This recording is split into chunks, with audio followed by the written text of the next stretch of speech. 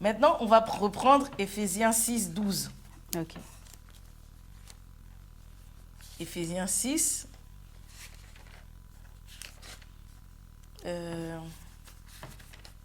Ok. Oh là là là là. Je suis perdue. Ah oui, voilà. Éphésiens 6, verset 12. En effet, ce n'est pas contre l'homme que nous avons à lutter, mais contre les puissances, contre les autorités, contre les souverains de ce monde de ténèbres, contre les esprits du mal dans les lieux célestes. Pour définir la hiérarchie du mal, c'est pour définir la hiérarchie du mal. Les puissances, les autorités et le monde est appelé ténèbres.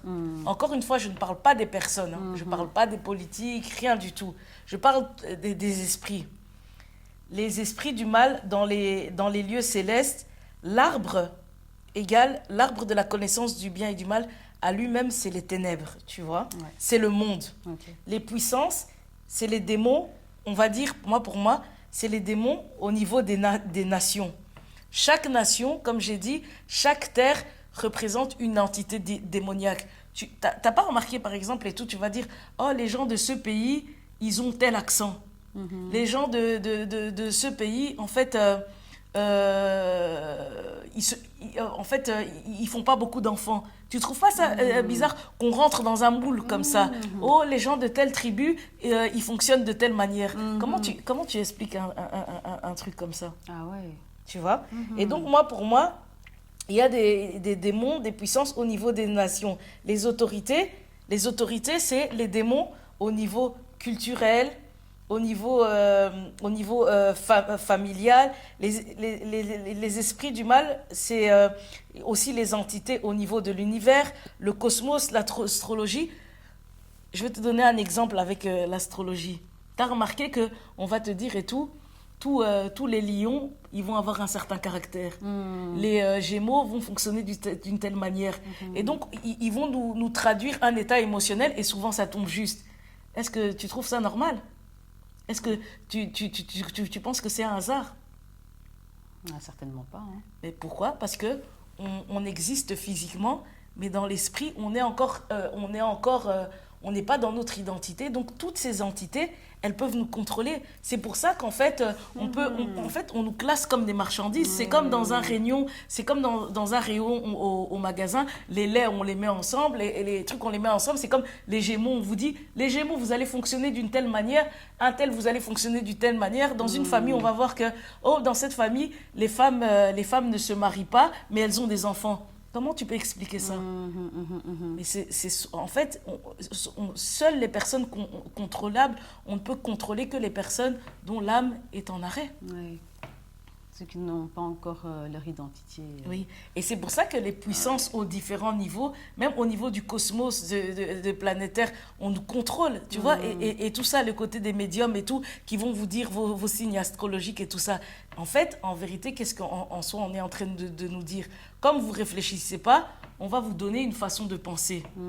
Les Africains doivent réfléchir comme ça, les Européens doivent fonctionner comme ça. Vous devez avoir ce complexe de supériorité. Vous devez vous considérer comme inférieur par rapport au fait que ton contexte est un pays sous-développé. Automatiquement, quand tu vas voir celui qui vit dans tel truc, en fait, toutes nos pensées sont dirigées. C'est ça. Tu comprends? C'est ça, ouais. C'est ça, les autorités, les dominations et tout ça. Et on est enfermé à chaque fois par plusieurs niveaux d'entité. Il y a plusieurs couches au niveau culturel, familial et tout ça, tu vois.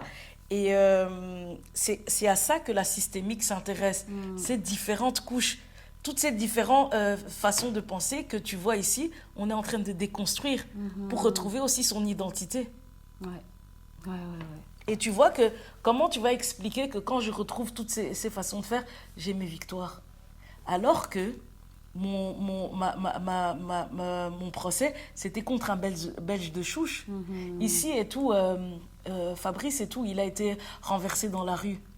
On ne lui a pas fait d'autopsie. Hein. Pourquoi on ne lui a pas fait d'autopsie? Parce qu'on a privilégié qui? Le Belge, hein. Ah ben oui, Ouais, oui. le Belge. Mais comment tu expliques que j'ai quand même gagné? Parce qu'en fait, j'étais dans mon identité. Alors qu'au début, quand j'ai fait le procès, je ne suis pas dans, dans ce témoignage, je suis dans l'identité familiale du groupe. Qu'est-ce qui se passe? Tu perds le procès. Je perds. Ouais. Et donc, c'est vraiment pour vous dire que le racisme, toutes ces choses, en fait, ils existent, ça existe et tout, et ça marche quand vous êtes, votre âme est en arrêt, quand votre âme n'agit pas. Mais quand vous agissez, personne, en fait, ne peut, ne peut avoir son mot à dire, parce qu'un tribunal, des astrologies, personne n'a un mot à dire sur votre destinée. Tu comprends? Oui, je comprends. Et donc, c'est ça que représentent les apôtres. Les apôtres et tout, ils ont eux-mêmes fait, ils ont été récupérer leur or de l'intérieur, leur valeur. Et c'est ça que, en fait, c'est ça qui est mis en avant ici. Je suis en train de récupérer ma valeur intellectuelle au niveau de l'esprit et de l'âme. C'est ça. Tu comprends? Je comprends. Et là, il n'y a personne qui va marcher avec moi. J'aurais fait ce même travail dès le départ. Bon, déjà, c'est certainement qu'il ne serait pas mort. Et tu vois, hein, j'ai fait une prière. J'ai eu l'homme de ma vie et toutes ces choses. Mais regarde, il y avait d'autres compartiments où il y avait Judas. Mon comportement sur le plan... Je suis restée la sœur définie par son milieu familial. Et livrée. Il a contaminé le reste. Exactement. C'est pour ça que cette prière est importante. Désigne dans tous mes compartiments qui va m'aider, qu'il n'y ait pas un seul livret dans un de vos rôles. C'est ça. Ok. Ouais. Et donc, voilà. Et j'évoque chacun de ces différents niveaux dans mon témoignage. Je vous réécris mon histoire renouvelée, noir sur blanc. C'est Cynthia, le moi dans sa nouvelle alliance. Je pense que tout ce que j'ai déroulé, c'est assez... C'est conséquent. Et merci. Oui, ça l'est. Ok, ben du coup, voilà ce qui clôt cette petite clarification, bien comprise pour ma part en tout cas. Donc, nous arrivons à la troisième partie qui va évoquer tes fiançailles, ainsi que ton mariage coutumier. Et du coup, nous sommes entre 2009 et 2010, c'est bien ça? C'est bien ça. Ok. Entre 2009 et 2010, je suis en première année, mon bachelier en tant qu'assistante sociale. Mes fiançailles ont lieu durant l'année 2010, tu vois, début année 2010. Juste après mes révélations par rapport à sa tante. Tu te souviens que je lui ai dit que la tante m'avait dit que je devais le quitter et tout ça. Je lui dis ça, je le lui dis à Fabrice. La femme, tu vois, la femme de son oncle à l'époque. Okay, ouais. Le fait que je voulais le quitter et que je lui avais fait savoir que durant son séjour à Keene, j'avais revu mon ex. Tu te souviens? Je me souviens. Vérité assez brutale. Oui. Par rapport à ça, par rapport à tout ça, malgré ça, on décide de ne plus se séparer. Je laisse mon flat, lui son appartement, et on ira s'installer en dehors de Bruxelles. À spécifier que lorsqu'il va au Congo, juin 2009, juste avant, j'ai quitté son appartement avec ma sœur. Oui. Avec ma sœur. Donc, je choisis mon rôle de mère vis-à-vis de ma sœur pour créer un premier rejet d'abandon chez Fabrice. Parce qu'en choisissant ma sœur, je quitte l'appartement de Fabrice. Donc, je le rejette. Je crée un sentiment d'abandon. Ça, c'est le premier. Lors de ses 9 ans, son accident, qui est un problème en soi, a créé une réalité d'abandon assez brutale. Tu t'imagines, tu as 9 ans, tu es brûlé, et d'un coup, on te retire à ta famille nucléaire. Tu vois, enfin, ton père, ta mère, tes frères. Et il revient. Après 18 ans sans avoir vu ses parents, je lui annonce que j'ai vu mon ex et que je comptais le quitter. À savoir que juste avant son départ au Congo, j'avais déjà quitté son appartement. Donc tu t'imagines, quelqu'un qui n'a pas vu ses parents 18 ans plus tard, je viens lui parler de tout ça, tu vois, en sachant que il les avait quittés avec toute cette réalité, tu vois. Donc, on comprend que j'accentue ce sentiment d'abandon après le premier jet, le premier rejet de ma part. Ouais. Ce qui couronnera le tout est que je vais lui suggérer que la femme de son oncle m'avait recommandé de le quitter, tu vois, car ce n'était pas quelqu'un de bien ni de propre, etc. Et plein de critiques comme ça. J'évoque encore le lien d'abandon par la séparation en y agitant des critiques de la part de sa tante sur son fonctionnement et en plus des critiques sur son fonctionnement, mais en soi, il a aussi déjà sa blessure qu'il doit gérer, exposée à tous, et je rajoute tout ça, tu vois. Résultat, j'ose croire avec certitude que j'ai recréé le même état d'abandon brutal à l'âge de son accident, ses 9 ans à ce moment-là, tu vois. Ouais. J'ai progressivement accentué son état d'abandon et contribué à le propulser vers son enfance, vers son enfance quand il revient du Congo en 2009. Donc, l'âge de son accident. Ouais. Et j'ai pu créer cette réalité négative grâce à mon vide affectif. Tu te souviens? L'identité de ma mère.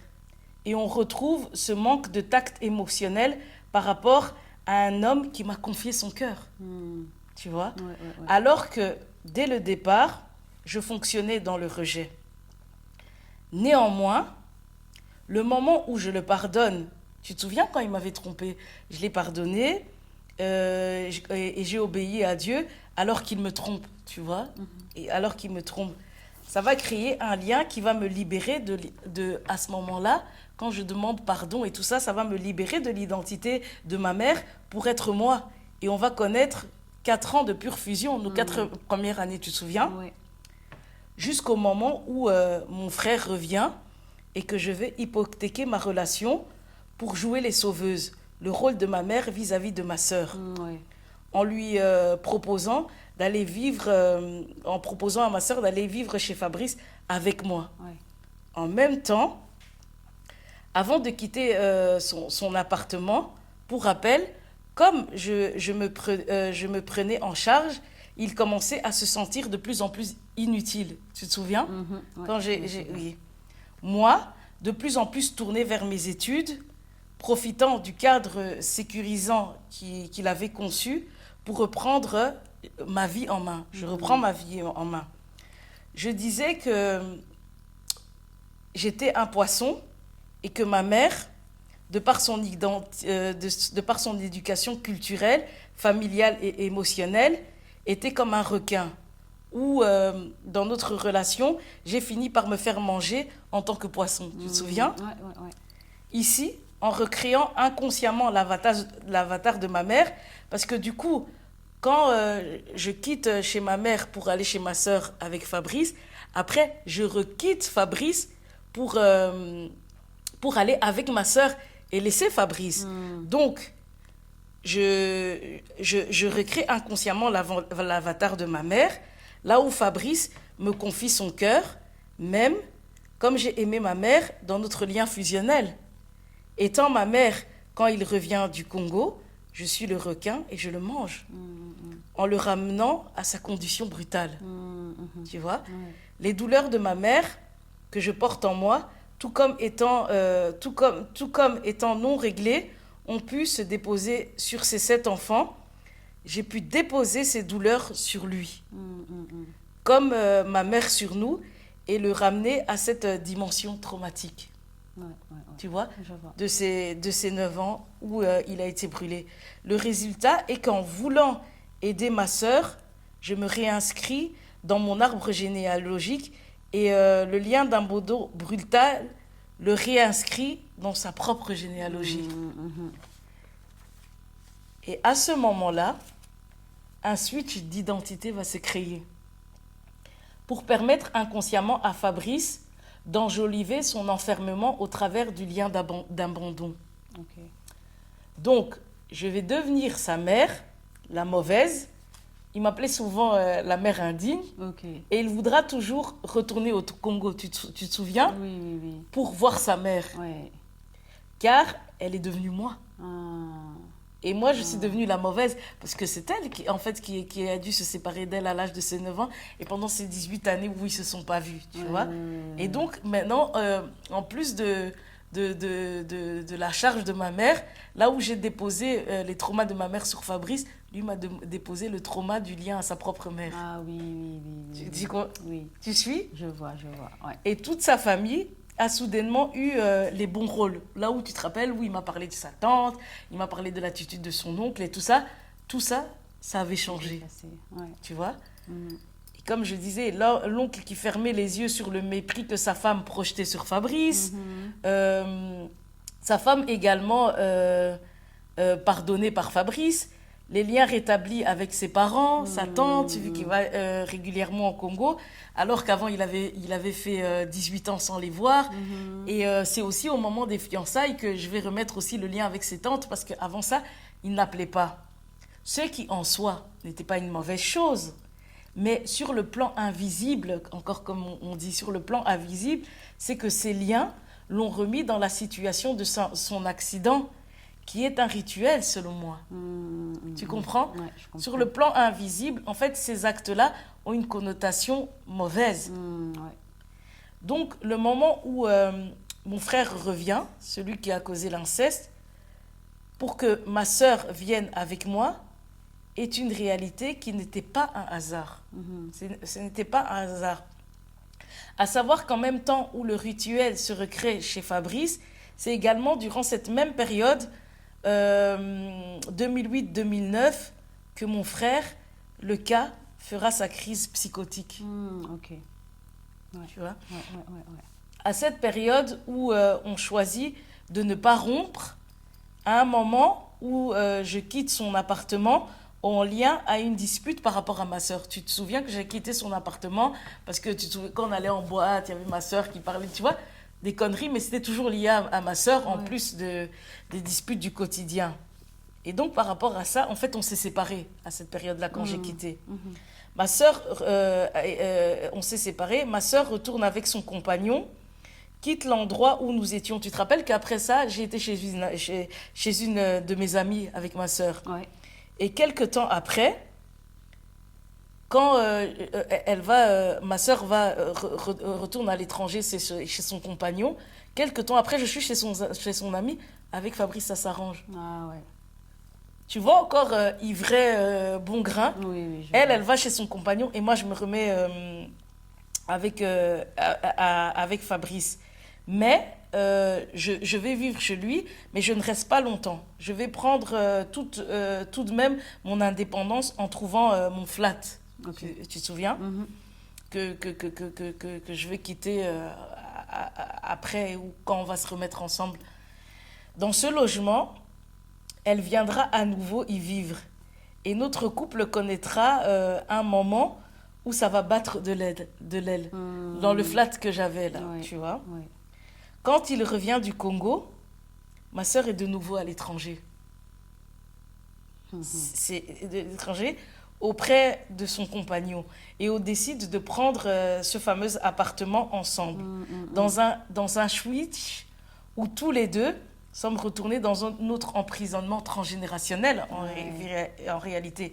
Nos liens traumatiques, la possession démoniaque, plus aussi à ce moment-là la maladie de mon frère. Ah ouais. C'est fou, hein? Tu vois dans quel... Énorme, en fait, oui. Physiquement, on se remet ensemble. Tu as vu toute l'énergie invisible qu'on trimballe? C'est ça. Ah, C'est ça. Ah ouais. Ça fait beaucoup. ça a fait beaucoup. Mais si tu es ta mère, comment est-ce que tu peux également être ta belle-mère? Comme je dis, on ne se choisit pas par hasard.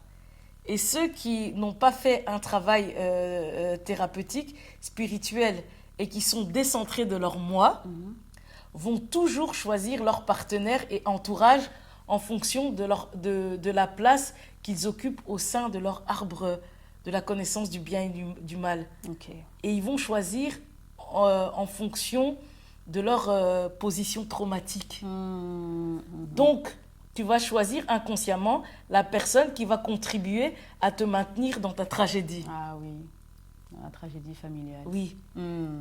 Mais ce n'est pas visible. sur le plan conscient, c'est une personne qu'on apprécie. C'est une personne qu'on apprécie, c'est une personne qu'on a choisie. Mais dans l'invisible, il y a tout ça qui joue. Oui, je vois. Il s'est senti abandonné par ses parents, tout comme mon père, ma mère étaient absents à leur rôle. Donc, mon père et ma mère nous avaient également abandonnés, tu vois. Ouais. J'ai donc les critères de sa mère dans l'identité de ma propre mère. Oui, tout à fait. Tu comprends? Je vois. Tu vois comment les traumas se rejoignent? Sa mère, en fait, aurait pu faire le voyage pour élever son fils et ne pas le laisser entre les mains de son petit frère, l'oncle de Fabrice, tu vois, quand il a été maltraité. Oui. Et surtout que, tu t'imagines, un petit enfant comme ça, non seulement et tout, il est brûlé, il a 9 ans, et il doit... c'est son oncle, mais en soi, c'est un étranger, il n'a jamais grandi avec. C'est tout un bouleversement, comme je l'ai déjà dit. Elle a choisi, sa mère a choisi son mariage, ce que je ne juge pas. Je ne juge pas. Mais souviens-toi qu'à sa mort, parce que Fabrice avait acheté un bien, là, elle était prête à laisser son mariage pour venir vivre avec nous. Ah ouais. Et pour venir vivre avec nous. Et là, il n'est plus là. Et donc là, moi, je suis désolée de me permettre de me dire que c'est l'appât du gain qui prime.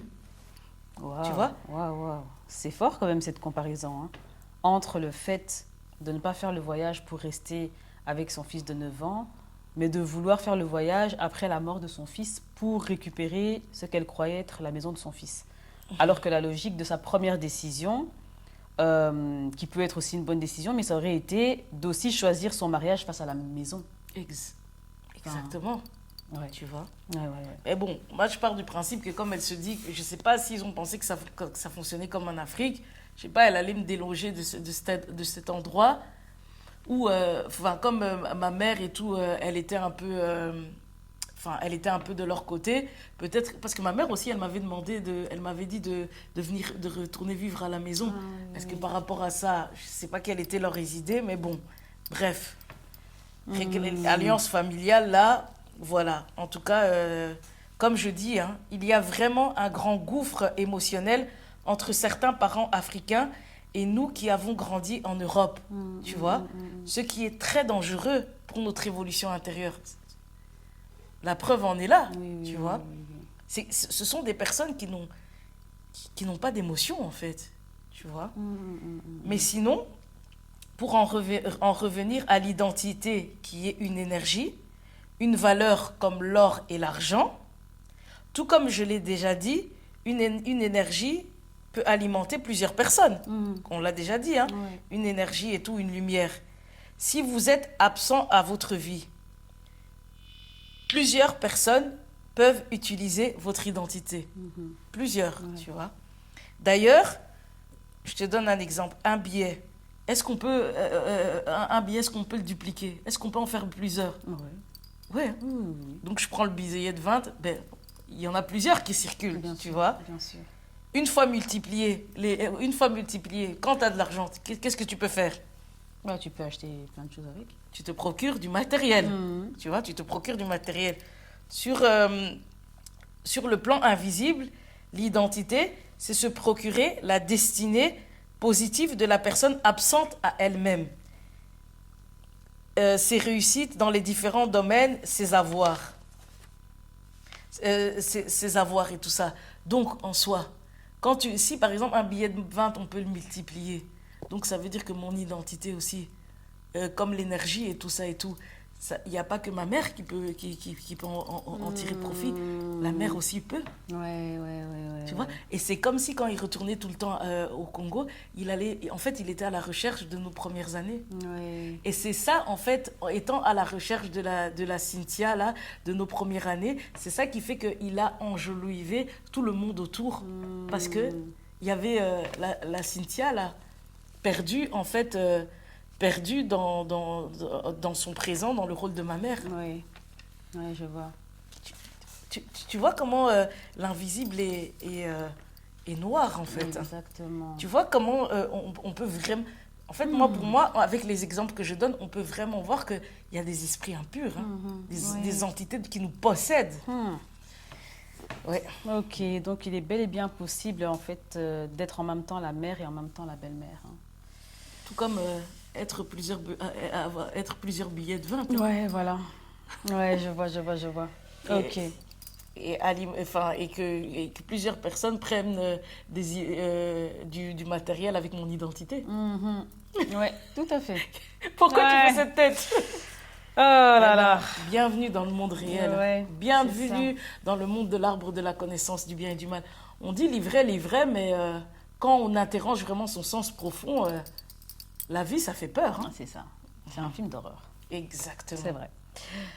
Ok, mais du coup, quand Dieu dit aux Israélites, allez récupérer leur or et votre argent chez les Égyptiens, toi, c'est quoi que tu dois récupérer chez les Égyptiens qui te sont proches, qui sont tes proches, pardon. Et ce n'est pas ma destinée, ni l'enrichissement, ni mes réussites que je dois récupérer.